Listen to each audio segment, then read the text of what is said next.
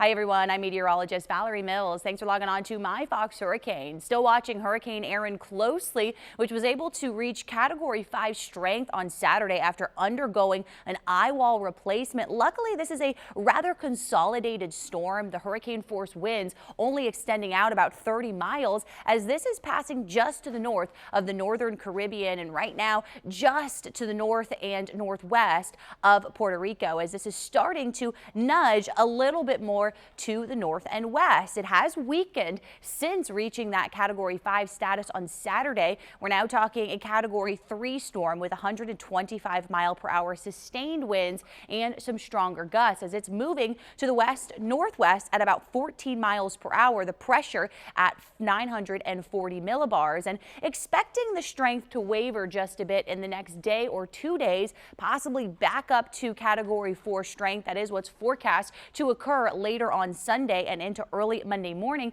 as it continues to take that curve more to the north, and the steering with this storm is really solid, and that's why this track map has not changed much as it skirts right around Turks and Caicos, the southeast Bahamas, and then skirts near Bermuda. It's going to make a close pass there, still likely to the western side of the island before curving back out to the Atlantic, but expecting it to still be up toward Category 2 strength as it tracks near the island of Bermuda later on this week. And this is what I was talking about, the strong steering currents with this storm going to guide it up and around this ridge of high pressure. It's found a weakness in that ridge that is going to curve it well offshore the east coast, but still bringing some impacts really from Florida all the way up to New England. We're going to be talking large swells and dangerous surf and rip currents as this stays well offshore there. And you see the model consensus really tightly clustered on this curve as it takes it up and around Bermuda right outside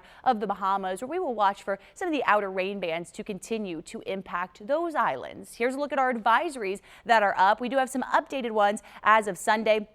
Flood watch is still in effect for Puerto Rico and the British and U.S. Virgin Islands. Then we take you to the Turks and Caicos. That's where we have a tropical storm warning in effect and tropical storm watches in yellow for the southeastern Bahamas. We will continue to watch this pass by these islands later Sunday and into Monday. It is going to pick up a little bit of forward speed. And so here's a look at our Fox model and how it takes it. You see those rain bands and some of those tropical storm to hurricane force conditions briefly skirting along the islands there, and then it continues to move outside of where the Bahamas are, takes it very close to the coast of North Carolina. That's likely where it is going to make the closest pass to land, and then we see that curve a little bit more to the north and east. Either way, it's going to bring us some conditions along the east coast starting in the next couple of days, and really through most of this week we're going to watch that rip current and high surf spread up the Atlantic coast. Otherwise, we look at the rest of the tropics. A low chance for development